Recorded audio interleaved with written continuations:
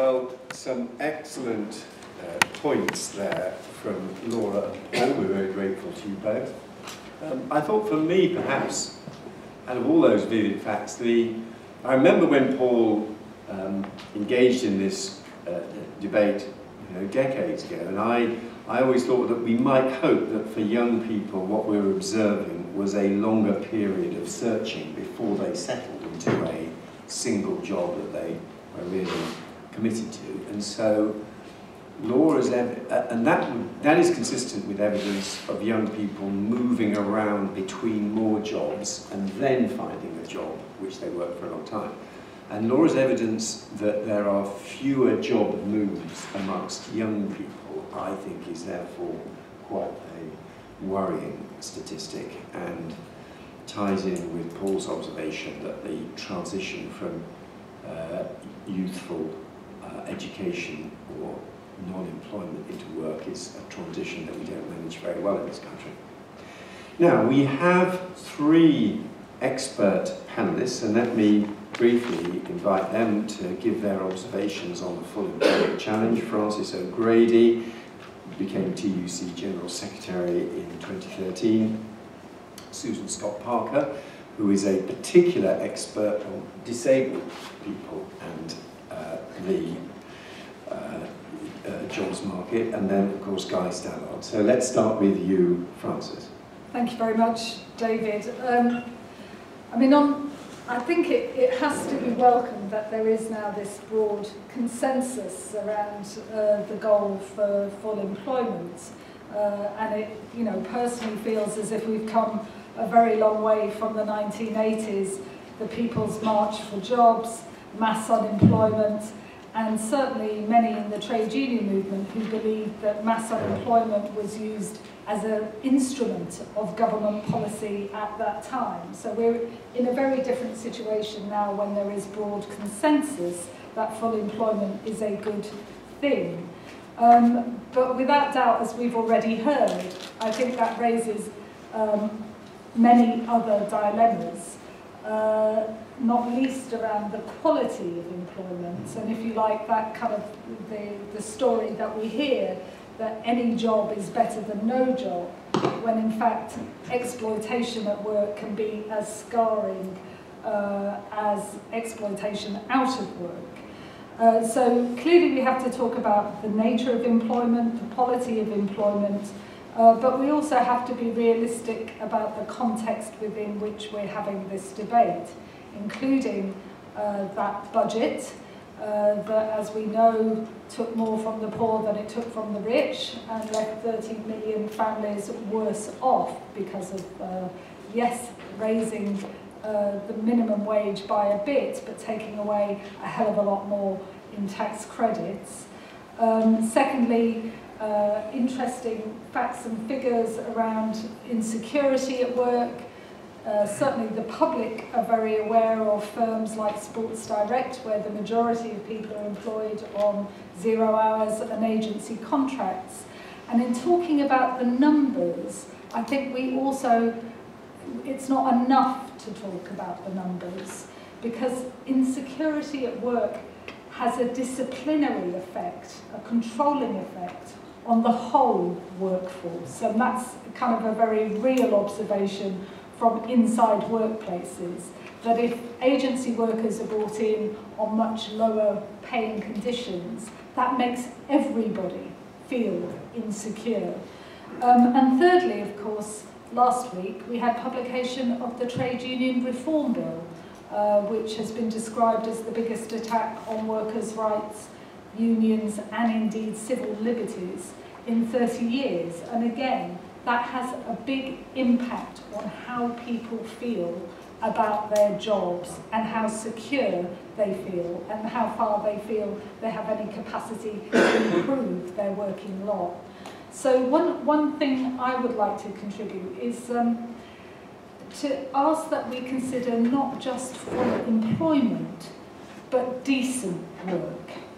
And of course the ILO, which is the labour arm of the United Nations, has a very clear definition of what decent work is about. And I find it very, very helpful to go back and measure policy prescriptions against.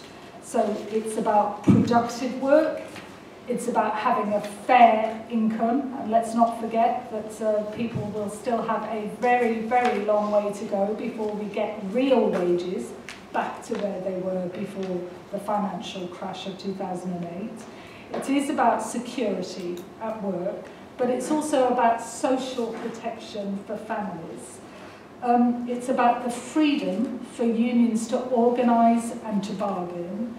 It's about equality in all its forms, including people in all parts of the country being able to get a job, a decent job.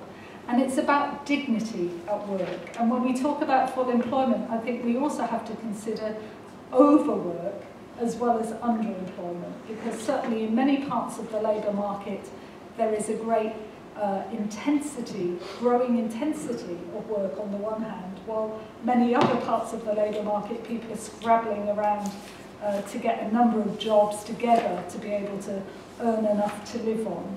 So finally, I think that in itself then poses big, big questions about how we create the conditions to create decent jobs for everyone.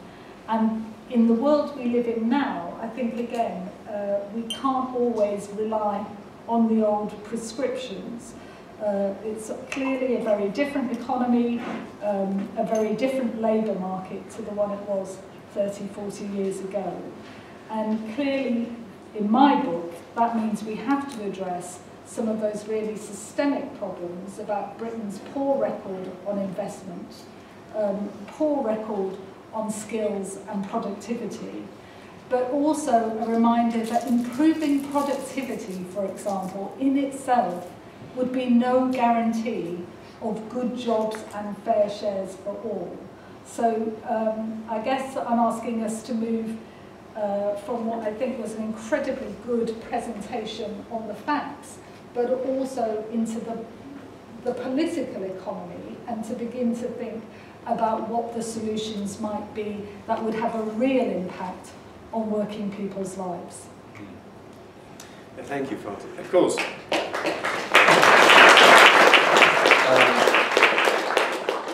If I were in Frances' shoes, I would then try to link what she's been saying to a concept that David Cameron personally has been very keen on, which is well-being and levels of life satisfaction. And we should remember, people spend a lot of their time in work, and their well-being is partly shaped by the quality of how they're managed at work, the type of work they do. And I remember, I think you probably TUC were educated on this, how competent your manager was had an important effect on your satisfaction in doing your work, which plays into well-being that we now measure and track, and the government has identified that as one of its important objectives. Absolutely, David, and I absolutely, in fact the TUC is called for people to have the right to be managed well, but I tell you what's absolutely essential to well-being, and that's not just having a voice, but having your voice heard. And there is no substitute for independent trade unionism on that score. Now, Susan, over to you, your comments on this. I was told I only had 5 minutes, so I'd like you to listen to me as though I was a bullet point machine. I just want to say a few things, because I'm looking forward to the conversation. So we've spent more than 25 years trying to help business and public sector employers to get it right in terms of employing people labeled disabled, long-term health conditions, whatever. We've also been trying to persuade government to make it easier for the employer to say yes, which is a radical shift in the way they design their interventions into the labour market. How I welcome this radical word. I have to come today. I need your help. We were set up because of chronic system failures, the tendency to always to blame the employer for not hiring people who don't apply, the failure to design a system that doesn't get the push-pull balance right. We push people at the world of work and hope they magically find an employer with the right vacancy at the right time. And when the employer says, I want to hire some guys with disabilities, you can't find them. We have a real problem with lack of data that's relevant to the task of persuading disbelievers to change their behavior. By that I mean public sector, I mean civil servants, I mean ministers. the kind of data that helps them to do things differently in a very practical way. We had black box dogma, where we always looked at ins and outs and never what happened in the middle, so we could never replicate success. It's a constant source of frustration. You can get pockets of things that work well in one part of the country and you can't replicate them because the government commissioned some university to do the evaluation and they just watched it. We're not even sure who we're talking about, but we haven't got time for that one. And we need to look at this as a complex, interdependent system. So for example, can you explain, as big brains, why when you've got a group of disabled graduates, all of whom hit the labor market with the skills, da-da-da, you've got a 50% success rate for deaf ones and 34% for blind and visually impaired. Never mind all the other permutations. There's a long-term trend, which is that it doesn't matter what the economy looks like, the unemployment rate for disabled people stays pretty much the same everywhere. And actually it can be quite insulting. Time and time again over the decades you see tight labor market. Obviously now disabled people get jobs, heard by the business community and public sector as, God, we're so desperate for people, we'll even hire cripples. I'm saying that provocatively because that's the message, and that doesn't even work. They're never that desperate because the reasons for not hiring disabled people are much more complicated than anything that you can fix with standard interventions. Many of those reasons are irrational, and we're pretending still that this can all be dealt with in a kind of rational way. In the US, for example, during the 90s, the employment rate for disabled Americans dropped every year for 10 years throughout the 90s, even while everybody else seemed to be doing okay. The question we're always asking is what's wrong with the worker? Our question should be what's wrong with the company? And then actually looking at the processes as throughput systems that people move through as they endeavor to find the job, get assessed, apply, ta-da, and the processes the employers deploy tells us where the obstacles are in the system in the way that high-level analysis does not identify. One of our biggest problems at the moment is technology. Is there any analysis you've seen that looks at the impact of online recruitment systems which systematically knock out millions of people? No. Why? I don't understand it. Is this black box? I don't know what the heck's going on here. But what we know is we brought McKinsey's in pro bono, I say real fast, to do some work for us years ago. They found 1.3 million people in the UK alone who could not apply to most jobs available online. That number will have gone up. And yes, it includes people with visual impairment and dyslexia and learning impairments and English as a second language. In addition, I suspect. We've got systems up there now where they won't allow you to use spell check on the application form, and then they cunningly use a piece of software that knocks out everyone with a spelling mistake. Your dyslexic graduates can't even get to the application form. I've got hundreds of stories like that. I'm not allowed to talk about them now. Second one I wanted to mention was the impact of, no, I've mentioned that already, the market failure. This cannot be left for the market to magically heal itself. This is illogical at one level. We've got Taleo, for example. How many of you know about Taleo? Inaccessible software, online recruitment, HR, yeah? The companies have been complaining as customers to Taleo for years. It is not fixing itself. Actually, Taleo has just informed us that they don't like talking to our member companies collectively, who are now coming together to say, you need to fix this because it is knocking out really good people. They're saying, actually, well, it would be expensive, and we're not required to do that in America. I'm a Canadian. And finally, I think what we've got to do in terms of the system is to ask why we tolerate incompetent human resource professionals. I don't understand it. I run a remedial training program for CIPD graduates.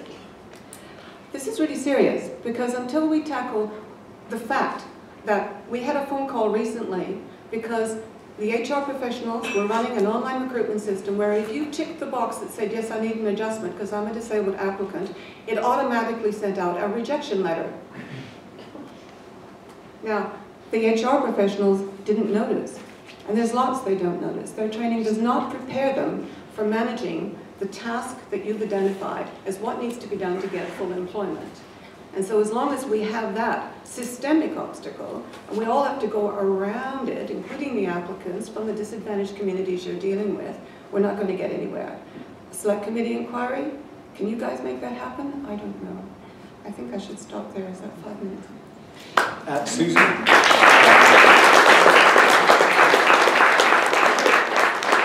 You are a bullet point machine, you're absolutely right. And that was a very interesting and important set of bullet points that you made. Guy, let's hear from you.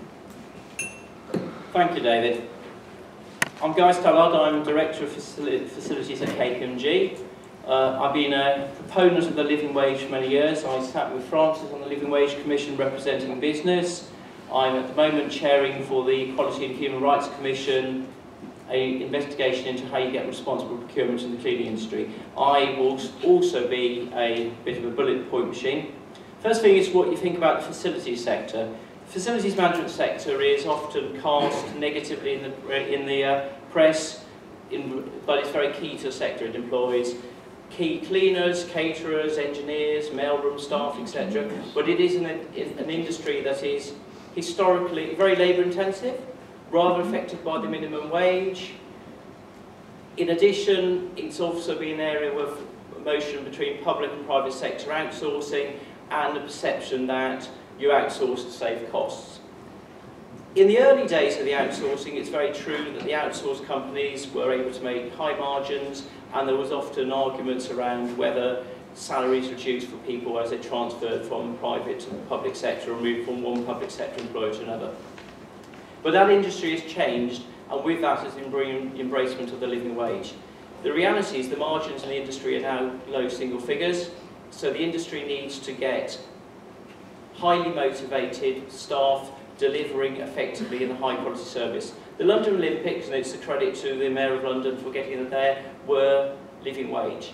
As a result, the quality that was seen by the effectively everyone visiting was high.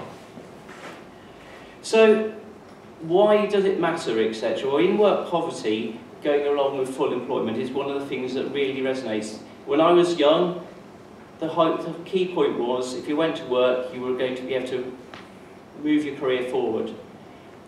Low pay can become a very large social mobility barrier. If people are working very long hours on low pay, then the result is that there is a reduction in the opportunities to support family in literacy, education, social inclusion, etc. This sort of change in reality that we need to challenge the low sort of high employment but low wage economy has resulted in businesses voluntarily beginning to embrace the living wage. The Living Wage Foundation was established out of the Citizens UK and now has 1,700 employers who are voluntarily paying the living wage, which is £9.15 in London and £7.85 outside. Obviously that has begun to resonate with government, so in the recent budget the Chancellor embraced an enhancement to the minimum wage which he called the National Living Wage, which will be £7.20 from next April, hopefully rising to over £9 by 2020. But that is not a living wage, it is calculated on a very different basis. It will still, at those levels, still have a position that will be people in-work poverty. The challenge for us in terms of getting employers to look at their business models, how do they work, etc., so that we get a position that when someone works full-time, they are earning a sufficient amount to live on. It has been quite rightly pointed out that a significant number of people who earn the minimum wage are actually in high-earning families. Now, that may seem disingenuous, but I will actually give a fair example of why it might be true based on my own mother. My dad had a well-paid public sector role, and my mother decided to go back to work at Boots. Pay was not much more than minimum wage, however, they gave her a very attractive discount card, which meant she got 33% of everything she bought. Now, in relationship to a family, that had a total reward effect of raising her wages well above the minimum wage, but from a social mobility point of view, it would not work if you had two minimum wage earners, but from a retail business model, it was a very attractive model of reward. So they pay low wages, but give a discount card, which in turn means they get sales, so it goes round, and for them it's a virtuous circle, but in terms of looking at full employment, would have an effect on excluding certain people from the labour market. In It has actually also been very interesting for me to observe those people who have been most upset by the government's announcement of the national living wage.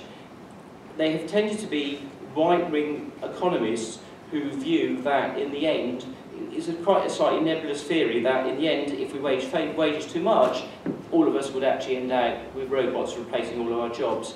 The thing to remember in that regard is that I can tell you now, the majority of the jobs that will exist in 10 years' time, no one will know what they are now. If you went back to effectively, and I'm showing my age now, I started work for KPMG as an auditor back in 1987. In those days, we didn't have a computer, etc. Everything was done by hand. Things have changed. The idea of an iPhone, etc. The world has changed. Now, it does lead to a position of a changing labour market where many people work in very long hours. There is flexibility there, but it also means that being the negative view that robots or technology replace jobs is not true. It will just change the nature of employment. The other thing for me that is very key for this review is looking at underemployment. There are a significant number of people on 0 hours contracts. The government has rightly removed the exclusively clause. It is important there's no compulsion. As Francis described, 0 hours contracts can have a negative perception as described for the Sports Direct example. However, they do also have advantages for some people.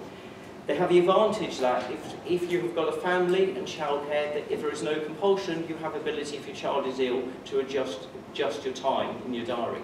Sometimes in full employment, there are employers who are very negative around people balancing childcare and employment. Also agency workers, etc. I don't know why people... Agency workers do empower some staff. They have negative reasons and they have positive reasons. It's very interesting that in the sort of the NHS, there are a large amount of nurses who prefer to work as agency workers because it gives them a degree of They get paid more. They get paid more, and it has some degree of self-empowerment in relationship to theirs. This is a very complicated things that need to be worked out during the review, is the balance off between what is empowerment, a disengagement in terms of people feeling negative because they feel insecure in the job market, and the effect it has on various types of populations. Because in relationship, for instance, disabled workers, etc., KPMG is doing a lot of work in relationship that we have to do it individually with our suppliers, etc., and it involves a lot of managerial investment to get around the barriers that Susan was talking about. So in summary, I just want to say is that the living wage has been something that, go back a decade ago, no one had thought about. It now resonates with everyone, the fact that we need to address in-work poverty. We need employers to carry on embracing the voluntary living wage, because what the government announced the other day was an excellent enhancement to the minimum wage, but it is not a living wage. If we are to address social mobility and other factors, we need the number of employers who pay the living wage to increase. Very good. Thank you very much, Guy. Right, now we've got a few minutes left. We've got roving mics. Do come in with your thoughts. I'm going to collect several, and if you could give your name and organisation, that would help. We'll start at the front here. Yeah. Hi, William Paxton-Smith. Could I ask Paul or Laura a question on the research, which is whether the denominator against which full employment is being measured is or should be adjusted to take account of changes in normal retirement age, perhaps using state retirement age as a marker for that? Very good. Yeah, the two gentlemen behind you. I am very interested in the living wage. I've had something to do with getting it started with London citizens. I don't think we're ever going to have a living wage. It is a living wage until we have a housing market that isn't simply run in the interest of landowners. And I want to draw particular attention to the 33% of the country who are tenants, 47% in London, 58% in my part of the world. And some of them are going to work to pay the rent, to pay the mortgage, or to buy to let landlord who will simply sell the property over his head and one vacant possession. The whole thing is completely screwed, and in the interests of the landlords that we have to do something about it. Otherwise, we will never have a living wage. Right, very good. Okay, keep on introducing yourself. Paul, you're from the Zacchaeus Trust, if I remember correctly. Bill, introduce yourself. Well, I used to do this stuff. I was responsible for defining full employment at least 3 times in my career, and looking back to Beveridge as well. So I think one thing you might want to do is to look at the history of the definitions of full employment, including the ones which basically Paul's nicked, which is the PSA targets from the last time. So I would suggest that you do need to take account of the PSA. So which is out of your 3 definitions, which is the one you're most proud of? Which is the best one? It was a combination of 80%